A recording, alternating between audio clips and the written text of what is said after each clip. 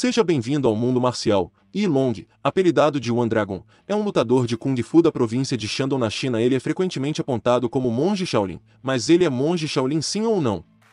A resposta é não. Em dezembro de 2010, um porta-voz do templo Shaolin afirmou que Yi Long, que foi anunciado como monge Shaolin do Kung Fu, não é um monge do templo Shaolin e nem poderia ser nomeado como Shaolin monge de Kung Fu. Porém, o falso monge Shaolin tem mérito, que vão muito além do esporte para a história das artes marciais chinesas modernas.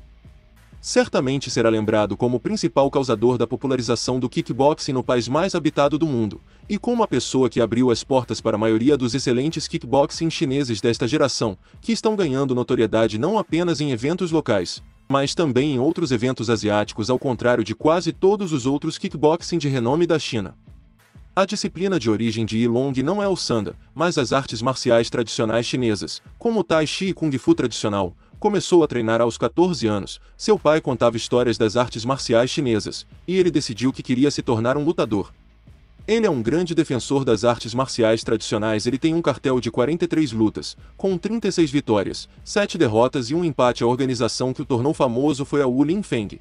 Soube distinguir durante 11 anos que Yi Long era um diamante bruto, que podia ser explorado comercialmente, como falado antes. Yi Long, que nem sequer é discípulo do templo de Shaolin, juntamente com a organização Wu Lin Feng, eles implementaram no subconsciente das pessoas um excelente plano de marketing, que ligou a imagem deste lutador com as artes marciais tradicionais chinesas do Kung Fu de Shaolin. O resultado disso foi sensacional. O público chinês começou a se interessar pelo kickboxing. À medida que ele fazia lutas freak show contra lutadores como David Hines, e aumentava gradualmente sua fama usando a organização Wu Lin Feng.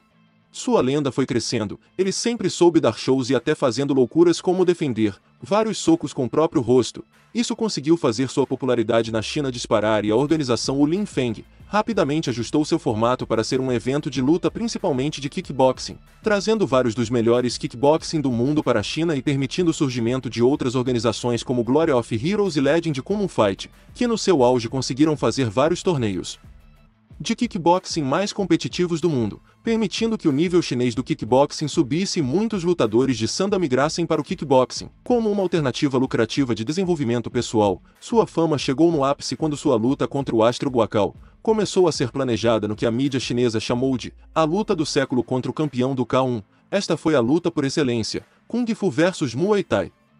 Yi Long perdeu a primeira luta e ganhou a segunda. O simples fato de ter entrado no ringue contra Buacal e não ter sido nocauteado mostra uma grande coragem e ajudou a estabelecer definitivamente o kickboxing como uma disciplina esportiva viável na China.